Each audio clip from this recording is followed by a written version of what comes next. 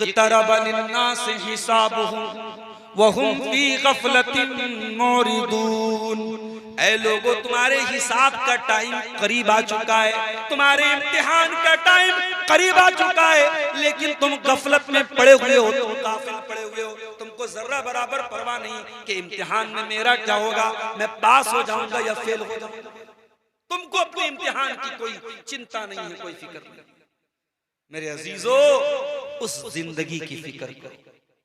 अल्लाह की कसम, हमारे प्यारे नबी सल्लल्लाहु अलैहि वसल्लम ने उस जिंदगी की फिक्र की, आपके सहाबा ने उस जिंदगी की फिक्र की। अल्लाह के प्यारे नबी का इंतकाल होता है, सोमवार के दिन आपका इंतकाल हुआ और इतवार के दिन आपके घर में जो चिराग जलाया गया, उस चिराग की का जो तेल था वो पड़ोसी से उधार लिया गया, पड़ोसी से उधार लेके तेल जलाया गया। आपका इंतकाल हुआ तो आपकी जो ज़रा थी वो एक यहूदी के यहाँ गिरवी रखी गई थी और बदले में 30 सा जौ लिया गया था। 30 सा जौ के बदले आपकी ज़रा गिरवी रखी गई थी। आपका इंतकाल हुआ, आपने अपने बच्चों के लिए ना सोना छोड़ा, ना चांदी छोड़ी, ना दुनिया की जायदाद छोड़ी। हाँ, आपने छोड़ा तो कुरान छोड़ा, आपने छोड़ा तो सुन्नत छोड़ा, आपने छोड़ा तो शरीयत को छोड़ा। आपने मैसेज दिया, ऐ दुनिया वालों, अपनी औलाद के लिए कुछ बनाओ या ना बनाओ, आखिरत बना लो। अपनी औलाद को कुछ दो या ना दो, ईमान दे दो, तौहीद दे दो, अकीदा दे दो, सही चीज दे दो। नबी का इंतकाल हो गया। नबी के इंतकाल के बाद हजरत अबू बकर सिद्दीक को खलीफा बनाया गया। हजरत अबू बकर 2.5 साल के बाद इंतकाल हो जाता है उनका। इंतकाल के पहले हजरत अबू बकर सिद्दीक बीमार पड़ जाते हैं। आपकी बेटी हजरत आयशा से मिलने के लिए आती है, बेटी बाप से मिलने के लिए आई है। ओ लोगों, तुमने तो बेटियों को पराया बना दिया। तुम तो कहते हो बेटी पराया माल होती है, तुम तो शादी करने के बाद अपनी बेटियों से कोई नाता नहीं रखते, कोई ताल्लुक नहीं रखते। मगर अल्लाह की कसम, मेरे नबी ने ये तालीम नहीं दी। बेटी न शादी के पहले पराई होती है, न शादी के बाद पराई होती है। बेटी हमेशा अपनी होती है। और आज भी गवाह है दुनिया कि जब बाप बीमार होता है, बेटा बाद में हाल चाल लेने आता है, बेटी पहले हाल चाल लेती है।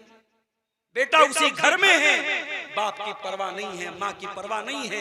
बेटी अपने ससुराल में है, लेकिन फोन करके पूछती है, अम्मा तुम कैसी हो, अब्बा तुम कैसे हो। अब्बा की और अम्मा की हाल चाल बेटी अपने ससुराल से लेती है। मेरे साथ बेटियों को पराया न समझो मेरे भाई, बेटियों को हमेशा अपना समझो। हजरत आयशा अपने बाप को देखने के लिए आई। बाप बीमार है और मौत की कगार पे है, मरने वाला है, और बेटी अपने बाप से मिलने के लिए। हजरत अबू बकर ने पूछा, ऐ मेरी बेटी आज कौन सा दिन है। हजरत आयशा ने फरमाया, अब्बा जान आज सोमवार का दिन है। कहा है मेरी बेटी, ये बता कि क्या अल्लाह के रसूल का इंतकाल भी सोमवार के दिन हुआ था। कहा कि हाँ अब्बा जान, अल्लाह के नबी का इंतकाल भी सोमवार के दिन हुआ था। कहा कि अल्लाह, काश मेरा भी इंतकाल आज ही के दिन हो जाए, मैं अपने दोस्त के पास आज ही के दिन चला जाऊं। फिर पूछा कि ऐ मेरी बेटी, ये बता जब अल्लाह के नबी का इंतकाल हुआ था तो कफन में कितने कपड़े दिए गए थे। हजरत आयशा से पूछ रहे हैं। कौन पूछ रहे हैं? उनके बाप पूछ रहे हैं। बाप अपनी बेटी से मसला पूछ रहा है। ओ मियाँ बाजार वालों, ओ पूर्णिया वालों, ओ कस्बा वालों, हजरत अबू बकर मैसेज दे रहे हैं, एक संदेश दे रहे हैं, अपनी बेटियों को इस काबिल बनाओ, अपनी बेटियों को ऐसी तालीम दिलाओ कि जब आपको कोई मसला पूछना पड़े तो आपकी बिटिया आपको जवाब। अपनी बेटियों को इस लायक बनाओ। और आज भी अल्लाह की कसम, जब लड़कियां पढ़ाई में आगे निकलती हैं, इंटरनेट पर आप देख लीजिए, इतनी अच्छी कुरान की तिलावत कुछ औरतें करती हैं, कुछ लड़कियां करती हैं, बड़े बड़े मर्द हजरात नहीं कर सकते। हाफिजा हैं, आलिमा हैं, दीन की जानकार हैं, मसले मसाइल की जानकार हैं। अगर औरत सही तालीम दी जाए, लड़की को सही तालीम दी जाए तो लड़की बहुत कुछ कर सकती है। आज आपने लड़कियों को दीन की तालीम नहीं दी। आपकी मस्जिद है, गांव की जुमा हो रहा है, जरा सीने पर हाथ रख के बताओ कि आपकी जामा मस्जिद में औरतों का इंतजाम है? सीमांचल की अक्सर मस्जिदों में मैंने देखा लेडीज का इंतजाम नहीं। क्यों नहीं है भाई? अहले हदीसों का गांव है, शेरशाबादियों का गांव है, क्यों नहीं है? क्या नबी के जमाने में जुमा की नमाज में औरतें नहीं जाती थी मस्जिद? मैं बार बार ये बात कहता हूं कि जलसे में औरतों को बुला लेने से और ये मेला ठेला कर देने से औरतें दीन नहीं सीखती। आप आधा आधा घंटे का जुमा का खुतबा भी अगर उनको पाबंदी से सुनाएंगे, उनको दीन की बहुत मोटी मोटी बातें समझ में आ जाए। हजरत आयशा से उनके बाप पूछ रहे हैं, ऐ मेरी बेटी ये बता कि अल्लाह के रसूल के कफन में कितने कपड़े थे? बेटी जवाब देती है, अब्बा जान फी सलासी फीज़िन सुहूलियतिन, अल्लाह के नबी के कफन में 3 सूती चादरें थी, 3 कॉटन की चादरें थी, सफेद चादर। हजरत अबू बकर ने कहा, ऐ मेरी बेटी एक तो ये कपड़ा है जो बीमारी में पहनते थे, कहा एक कपड़ा ये ले लेना और 2 चादर और ले लेना और 3 चादरों में मुझको कफनाना जैसे नबी को कफनाया था। पता ये चला सहाबा हमारी तरह रस्म और रिवाज की पाबंदी नहीं करते थे, सहाबा सुन्नत की पाबंदी करते थे। अभी एक साहब ने व्हाट्सएप पर सवाल पूछा, मौली साहब खतना की दावत करना कैसा है? बच्चे का खतना कराया, मुसलमानी कराया, उस मौके पर दावत देना कैसा है? मैंने कहा देखो भाई, खतना की दावत हराम तो नहीं है, नाजायज तो नहीं है, बिदअत तो नहीं है। आप किसी भी मौके पे दावत दे सकते हैं, शरीयत आपको मना नहीं करती। मगर आप गौर कीजिए, ये जो हम खतना करते हैं ये इस्लाम का एक हुक्म है।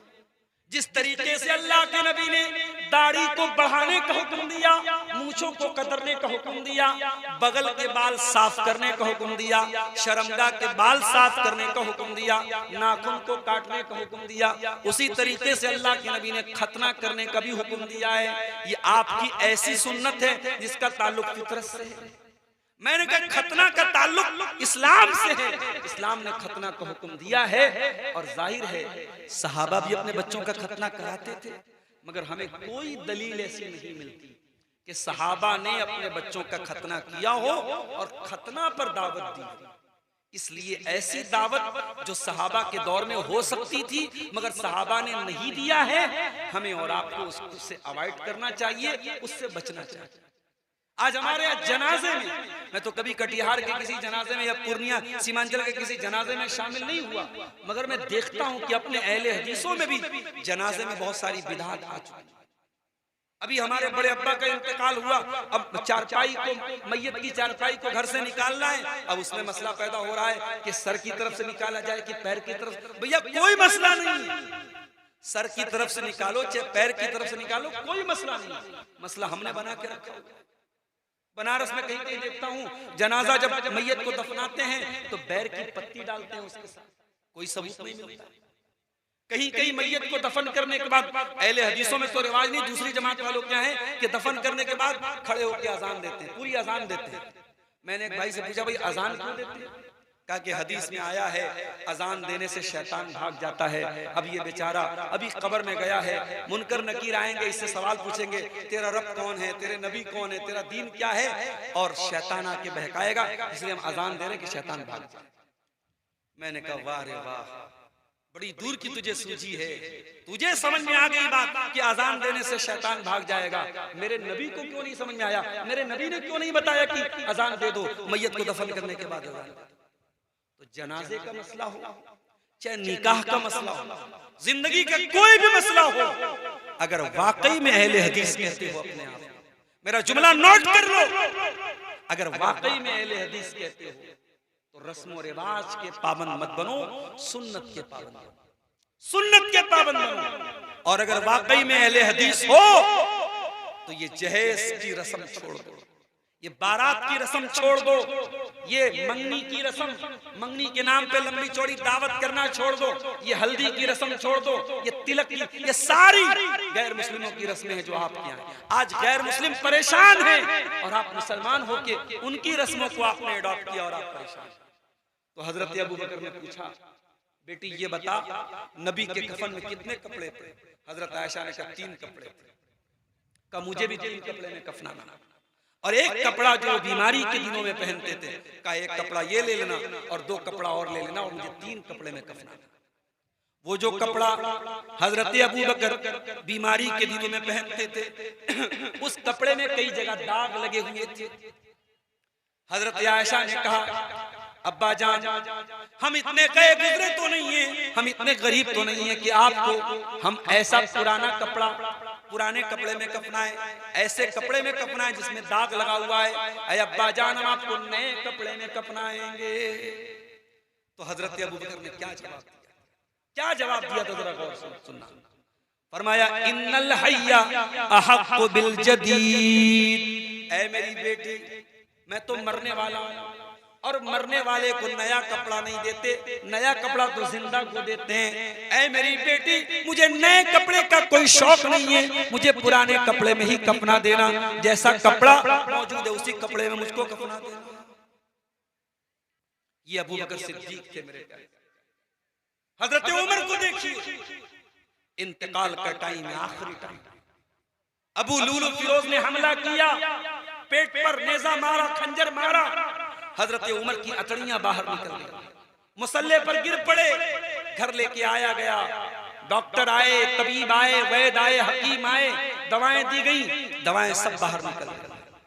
हजरत उमर को यकीन हो गया, अब मेरा आखिरी टाइम है, इंतकाल का टाइम है। हजरत उमर के चेहरे पर घबराहट है। किसी ने कहा, है उमर, इतना घबरा क्यों रहे हो? आप तो अल्लाह के नबी के बड़े प्यारे साथी हैं, बड़ा साथ दिया है आपने इस्लाम का, बड़ी मोहब्बत करते थे अल्लाह के नबी आपसे, आपको इतना परेशान होने की जरूरत नहीं। हजरत उमर ने फरमाया, लौ अन्ना ली तिलाअल अर्ज़ि ज़हबा लफ्तदैतु बिही मिन अज़ाबिल्लाहि क़ब्ल अन अरा। कहा कि ऐ लोगों, मैं तो ये चाहता हूं अगर जमीन भर के सोना भी मुझको मिल जाए और अल्लाह ताला ये कह दे कि ऐ उमर, तू जमीन भर के सोना दे दे और मैं तुझको अपने अजाब से बचा लूंगा, तो उमर उसके लिए भी तैयार है। मैं जमीन भर के सोना दे करके अल्लाह के अजाब से बचने के लिए तैयार हूं। ये हजरत उमर थे, ये हजरत उमर थे जो नबी की जबान से बार बार जन्नती होने का सर्टिफिकेट ले चुके थे। उनको इतनी चिंता थी अल्लाह के अजाब से बचने की। और हम और आप सर से पैर तक गुनाहों में लथपथ रहते हैं, 24 घंटे जब तक जागते रहते हैं। कभी मोबाइल पर कोई गलत चीज देख रहे हैं, कभी किसी के साथ कोई गलत काम कर रहे हैं, कभी किसी को जबान से तकलीफ पहुंचा रहे हैं। हम तो गुनाहों में लथपथ लोग हैं मेरे भाइयों। हमें कभी मौत याद नहीं आती, हमें कभी कब्र याद नहीं आती, हमें कभी अपना अंजाम याद नहीं आता। मैं कभी कभी कहता हूं कि हम इतने कठोर दिल हो चुके हैं कि अब कब्रिस्तान जाकर के भी हमको मौत याद नहीं आती। कब्रिस्तान में भी जुआ खेलने वाला बैठ के जुआ खेल रहा है, शराब पीने वाला शराब पी रहा है और मोबाइल देखने वाला मोबाइल देख रहा है। जबकि कब्रिस्तान कैसी जगह है? ये इबरत की जा है, तमाशा नहीं है। कब्रिस्तान वो जगह है जहां इबरत हासिल करनी चाहिए। बड़े बड़े बादशाह भी वहीं दफन है, बड़े नेक लोग भी वहीं दफन है, शराबी भी वहीं दफन है, नमाजी भी वहीं दफन है, अच्छे भी वहीं दफन है, बुरे भी वहीं दफन है। कब्रिस्तान जाओ तो अपने अंजाम को याद करो मेरे भाइयों। हमें भी मर के यहाँ आना है, हमें भी कब्र में चले जाना है, हमें भी मिट्टी में मिल जाना है, हमको भी कब्र में जाके सवाल और जवाब देना है। इसीलिए अल्लाह के नबी के डबल दामाद, जिनके निकाह में नबी की 2 बेटियां थी, जो रुकैया के भी शौहर थे, जो उम्मे कुलसूम के भी शौहर थे, अल्लाह के प्यारे रसूल के डबल दामाद, दोहरे दामाद ज़ुन्नूरैन हजरत उस्मान गनी रज़ी अल्लाह ताला अन्हु जब किसी कब्रिस्तान के पास से गुजरते थे, जब किसी कब्र के पास से गुजरते थे, ज़ारों कतार रोने लगते थे, फूट फूट के रोने लगते थे, आंखों से आंसू बहने लगते थे। किसी ने पूछा, ऐ उस्मान, जन्नत की बात आती है तो आप रोते नहीं है, जहन्नम की बात आती है तो आप रोते नहीं है, ऐ उस्मान कब्र को देख करके क्यों रोने लगते हैं? उस्मान गनी कहते हैं, ओ लोगों, मैं क्यों न रोऊं, मैं कब्र को देख के क्यों न रोऊं? मैंने अपने नबी को ये फरमाते हुए सुना है, इन्नल कब्र अव्वलु मिन मंजिलिन मिन मनाजिलिल आखिरा, बेशक ये कब्र आखिरत की पहली मंजिल है। जिसने इस मंजिल को पार कर लिया उसके लिए आगे की मंजिलें आसान हैं। अहले हदीसों, कब्रिस्तान जाया, मैं ये नहीं कहता अजमेर जाओ, मैं ये नहीं कहता कि ये बड़ी बड़ी पक्की जो मज़ारें बनी है वहां जाओ, अपने कब्रिस्तान जाओ, अपने गांव के कब्रिस्तान जाओ और देखो तुम्हारी माँ वही दफन है, तुम्हारे दादा वही दफन है, तुम्हारा बाप वही दफन है। उनको देख करके अपनी मौत को याद करो। उस्मान गनी कहते हैं मैं कब्रिस्तान को देखता हूँ तो मुझे वो हदीस याद आ जाती है, अल्लाह के नबी ने कहा कब्र आखिरत की पहली मंजिल है, जो इस मंजिल से बच गया उसके लिए आगे की मंजिलें भी आसान। एक मर्तबा अल्लाह के नबी सहाबा को लेके अपनी माँ की कब्र पे गए और माँ की कब्र पे जब पहुंचे हैं, माँ की ममता याद आई, माँ का प्यार याद आया। 6 साल की उम्र में अल्लाह के नबी ने माँ को खोया। 6 साल के बच्चे की मेमोरी आज 50 साल के बाद रिपीट हो रही है, रिवाइंड हो रही है। 6 साल की उम्र में माँ का प्यार और माँ की ममता को आपने खोया था, आज 50-60 साल उम्र हो चुकी है, आज आपको अपनी माँ की याद आई है। माँ की कब्र पे आप गए हैं और आंसू बहा रहे हैं। अल्लाह के नबी फूट फूट के रो रहे हैं, ज़ारो कतार रो रहे हैं और आपको रोता हुआ देख के आपके सहाबा भी रोने लगे, सहाबा भी रोने लगे। और नबी ने रोते हुए फरमाया कि ऐ मेरे सहाबा, मैंने अपने रब से 2 चीजों की इजाजत मांगी थी, एक चीज की इजाजत मिल गई और एक चीज की इजाजत नहीं मिली। मैंने अपने रब से इजाजत मांगी थी कि ऐ अल्लाह, मैं अपनी माँ के लिए मग़फ़िरत की दुआ करना चाहता हूँ, मैं अपनी माँ की मग़फ़िरत की दुआ करना चाहता हूँ। अल्लाह ने मुझको परमिशन नहीं दी, अल्लाह ने मुझको इजाजत नहीं दी। मेरे प्यारे साथियों, अगर आपकी माँ मुसलमान है, आपकी माँ तौहीद पर है और आपकी माँ दुनिया से जा चुकी है, तो आप अपनी माँ के लिए मग़फ़िरत की दुआ कर सकते हैं। नबी को भी अपनी माँ के लिए मग़फ़िरत की दुआ करने की इजाजत नहीं मिली, आपको वो इजाजत मिली है। अगर आपकी माँ ईमान वाली और मुसलमान औरत थी, ये कितने बड़े नसीब की बात है। अपनी किस्मत पे नाज करो, अपने नसीब पर फख्र करो कि अल्लाह ने आपको भी मुसलमान बनाया और आपके माँ बाप को भी मुसलमान बनाया। नबी ने फरमाया मैंने अपनी माँ की मग़फ़िरत की दुआ मांगी, अल्लाह ने मुझको इजाजत नहीं दी। फिर मैंने दूसरी इजाजत मांगी कि ऐ अल्लाह, मैं अपनी माँ की कब्र पे जाना चाहता हूँ, अल्लाह ने मुझको इजाजत दे दी। फज़ूरुल क़ुबूर, ऐ लोगों तुम भी कब्रिस्तान जाया करो और मुर्दों की कब्र पे जाया करो, वहां जाने से तुमको आखिरत की याद आएगी। मेरे प्यारे साथियों, कब्रिस्तान जाया करो और सोचो कि कब्र में हमसे जब सवाल जवाब होगा तो हम क्या जवाब देंगे। हमारे हाथों में कोई नेकी नहीं है, हमारे नामे अमाल नेकियों से खाली है। न हम नमाज पढ़ने वाले, न हम रोजा रखने वाले, न हम अल्लाह की राह में ज्यादा सदका खैरात करने वाले। हमारा क्या अंजाम होगा मेरे प्यारे साथियों। एक आखिरी हदीस सुना के बाद खत्म करता हूँ। अल्लाह के प्यारे नबी, एक अंसारी सहाबी की मैयत थी, जनाजा था और जनाजे को कब्र में उतारा जा रहा था। अल्लाह के नबी अपने सहाबा के साथ बैठे हुए थे। अचानक आपने कब्र को देखा और आप रोने लगे। अल्लाह के नबी ने कब्र को देखा, रोने लगे। इतना रोए हत्ता बल्ल सरा, आपके आंसुओं से वहां की जमीन भीग गई और आपने कब्र की तरफ इशारा करके फरमाया ले मिसले हाजा फअइदू या इख्वानी, ऐ मेरे सहाबा, इस कब्र में तुम सबको जाना है, हम सबको जाना है, इस कब्र की तैयारी करो। ओ मेरे प्यारे भाइयों, नबी ने हमें और आपको ये पैगाम दिया है, दुनिया की जिंदगी में कब्र की तैयारी कर लो, दुनिया की जिंदगी में आखिरत की तैयारी कर लो। वहां दोबारा कोई चांस नहीं मिलेगा। जो तुम्हें तैयारी करना है यही करना है, वहां जाने के बाद कोई दोबारा चांस नहीं मिलेगा। अल्लाह कुरान में कहता है जब जहन्नमी जहन्नम में चले जाएंगे, वहुम यस्तरिकून फीहा रब्बना अखरिजना मिनहा नामल सालिहन गैरल्लज़ी कुन्ना नामल। जब जहन्नमी जहन्नम में जाएंगे, चीखेंगे, चिल्लाएंगे और कहेंगे ऐ अल्लाह, एक बार तू जहन्नम से हमको निकाल दे। हम वादा करते हैं, हम प्रॉमिस करते हैं, ऐ अल्लाह हम अब दोबारा कोई गुनाह नहीं करेंगे, कोई पाप नहीं करेंगे, अच्छा अमल करेंगे, नेक अमल करेंगे, मस्जिदों में दान देंगे, मदरसों में दान देंगे, सदका करेंगे, खैरात करेंगे, नमाज पढ़ेंगे, ज़िना नहीं करेंगे, शराब नहीं पिएंगे, वो बड़ी बड़ी बातें करेंगे। अल्लाह फरमाएगा अवलम नुअम्मिरुकुम मा यतज़क्करु फीहि मन तज़क्कर वजाअकुमुन नज़ीर। ऐ मेरे बंदो, हमने तुमको पूरा पूरा टाइम दिया था। तुम 60 साल दुनिया में रहे, तुम 50 साल दुनिया में रहे, तुम 40 साल दुनिया में रहे, तुमको जवानी मिली, तुमको बुढ़ापा मिला, तुम बहुत कुछ कर सकते थे। अब दोबारा तुमको टाइम नहीं मिलेगा, तुम्हारा गेम ओवर हो चुका है, तुम्हारा टाइम फिनिश हो चुका है, तुम्हारा समय समाप्त हो चुका है। तो मेरे प्यारे नौजवान साथी, इस जवानी में अल्लाह को राजी और अल्लाह से जब बात करो तो ऐसे गिड़गिड़ा के बात करो, ऐसे गिड़गिड़ा के अल्लाह से माफी मांगो जैसे बच्चा अपनी माँ के सामने तड़पता है। मैंने एक वीडियो देखा, एक बूढ़ा हरम में बैठा है, खाने काबा के सामने बैठा है और अल्लाह के सामने ऐसे जोर जोर से हाथ हिला रहा है जैसे कोई बच्चा अपनी माँ से कोई चीज मांगे। अल्लाह के सामने जितना दर्द के साथ और तड़प के साथ मांगोगे, अल्लाह उतना जल्दी तुम्हारी तौबा को कबूल करे।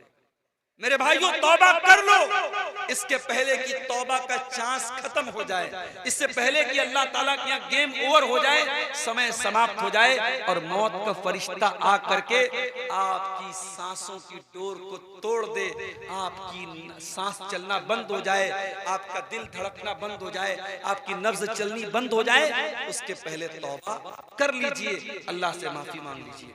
और जब अल्लाह से तौबा करेंगे तो कितना बड़ा भी गुनहगार हो, अगर सच्ची तौबा करेगा अल्लाह उसको माफ करने को तैयार है।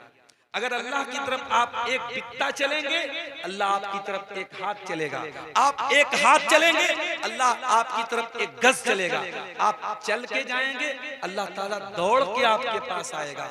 आप अल्लाह की तरफ रुजू तो कीजिए, आप अल्लाह से तौबा तो कीजिए, आप अल्लाह से माफी तो मांगिए। ये रात का सुहाना वक्त है मेरे प्यारे साथियों, इस वक्त दुआएं कबूल होती हैं, इस वक्त अल्लाह ताला आसमान दुनिया पर उतरता है, नाज़िल होता है और कहता है कि ऐ मेरे बंदो, है कोई मांगने वाला जो मुझसे मांगे और मैं उसकी दुआ को कबूल करूं? है कोई माफी मांगने वाला? है कोई मग़फ़िरत तलब करने वाला जिसकी मैं मग़फ़िरत कर दूं? इस सुहाने टाइम में मेरे प्यारे साथियों, घर जाके मोबाइल में न लग जाना, रील्स न देखने लगना, गुनाहों के बाजार गर्म न कर देना। इस सुहाने वक्त में अगर मौका मिले घर जाना और वजू करके, फजर का टाइम भी बहुत ज्यादा नहीं बचेगा, घर जाके आप अल्लाह के सामने रोने लगना, गिड़गिड़ाने लगना, माफी मांगना, तौबा कर लेना। और क्या पता कि वो तौबा के जो आंसू निकलेंगे आंखों से, वो आंसू हमारे गुनाहों की सारी आग को बुझा देंगे। दुनिया के किसी पानी में वो पावर नहीं है, तो तौबा के आंसुओं में जो पावर है मेरे प्यारे साथियों। अल्लाह के नबी ने फरमाया, ला यलिजुन नार रजुलुन बका मिन खशियतिल्लाह, वो इंसान जिसकी आंखों से अल्लाह के खौफ से आंसू बहता हो, वो इंसान जहन्नम में नहीं जा सकता है, वो आंखें जहन्नम में नहीं जाएंगी। अपनी आंखों को रोने की आदत डलवाओ मेरे भाइयों, अपनी आंखों से अल्लाह की बारगाह में आंसू बहाने की आदत डालो। दुआ है रब्बे करीम से रब्बुल आलमीन हमें और आपको नेक अमल करने की तौफीक अता फरमाए। रब्बुल आलमीन हमें जिंदगी में ही मौत के बाद की तैयारी की तौफीक अता फरमाए। रब्बुल आलमीन हमें कब्र के अंदर की जो जिंदगी है, उस जिंदगी को बेहतर बनाने की हमें तौफीक अता फरमाए। अल्लाह हमारी कब्र की मंजिलों को आसान फरमाए, अल्लाह मैदान महशर की मंजिलों को आसान फरमाए। रब्बुल आलमीन जिस इदारे के लिए आज का ये प्रोग्राम हुआ है, इस इदारे को मजीद तरक्की अता फरमाए और हमें तौफीक दे कि हम इस इदारे को हम तरक्की दें, इस इदारे का साथ दें और इस इदारे से जो बच्चे और बच्चियां पढ़ें, अल्लाह ताला उन्हें दीन का सच्चा खादिम बनाए। रब्बुल आलमीन हम में से जो बीमार हैं उनको शिफाए कामिला अजला अता फरमाए, जो रोजी रोटी से परेशान हैं अल्लाह उनके कारोबार में बरकत नसीब फरमाए, जिनके माँ बाप दुनिया में हैं अल्लाह उनको अपने माँ बाप की खिदमत करने की तौफीक दे, और जिनके माँ बाप दुनिया से जा चुके हैं अल्लाह उनके माँ बाप की मग़फ़िरत फरमाए। आपके स्टेट में इलेक्शन होने वाला है, मैं बगैर किसी पार्टी का नाम लिए हुए यही दुआ करूंगा, अल्लाह इस स्टेट में, इस राज्य में, इस सूबे में ऐसी हुकूमत लाए जो इंसानियत के साथ चले, न्याय के साथ चले, जस्टिस के साथ चले, जो लोगों के साथ अन्याय न होने दे, अत्याचार न होने दे, जो लोगों को उनकी मूलभूत सहूलतें दे, जो लोगों को खुशहाल जिंदगी गुजारने के लिए जो है तैयारी करे। अल्लाह ताला इस स्टेट को, इस सूबे को अल्लाह ताला ऐसे हुक्मरान अता फरमाए। रब्बुल आलमीन हमारे पूरे मुल्क की हिफाजत फरमाए, हमारे मुल्क को अल्लाह ताला जालिमों के जुल्म से, शरीरों के शर से महफूज रखे, जब तक हमें दुनिया में जिंदा रखे, इस्लाम पर जिंदा रखे और हमारा खात्मा ईमान पर हो। आमीन। व आखिर दावाना अनिल हम्दुलिल्लाहि रब्बिल आलमीन। अस्सलामु अलैकुम।